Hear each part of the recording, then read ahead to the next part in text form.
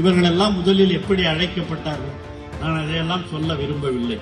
ஆனால் கலைஞர் வந்த பிறகுதான் அவர்கள் இப்படியெல்லாம் அழைக்கக்கூடாது,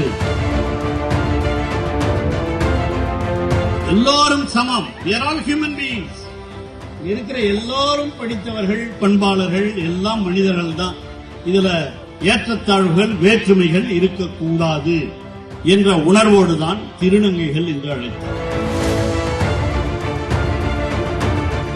இவர்கள் எல்லாம் முதலில் எப்படி அழைக்கப்பட்டார்கள்? நான் அதையெல்லாம் சொல்ல விரும்பவில்லை. ஆனால் கலைஞர் வந்த பிறகுதான் அவர்கள் இப்படியெல்லாம் அழைக்கக்கூடாது, மூன்றாம் பாலினத்தவர் என்றெல்லாம் சொல்லி அவர்களை அழைக்கக்கூடாது என்று சொல்லி திருநங்கைகள் என்ற பெயரை சூட்டியவரே தலைவர் கலைஞர் தான். நினைச்சு பாருங்க, அதுதாங்க திராவிட மாடல் ஆட்சி.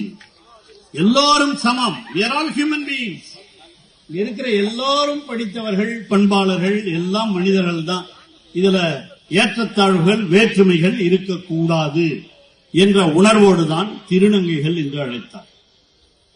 அந்த திருநங்கைகளுக்காக ஒரு வாரியத்தையும், நல வாரியத்தையும் அமைத்துக் கொடுத்தவர் தலைவர் கலைஞர்.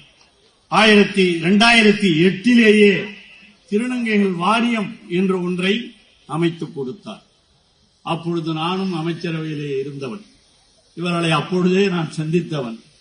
அந்த உணர்வோடு இன்று இங்கே திருநங்கைகள் எல்லாம் வந்திருக்கிறார்கள் என்று சொன்னால் உண்மையிலேயே இது ஒரு பாராட்டத்தக்க நிகழ்ச்சியாகத்தான் நான் கருதுகிறேன்.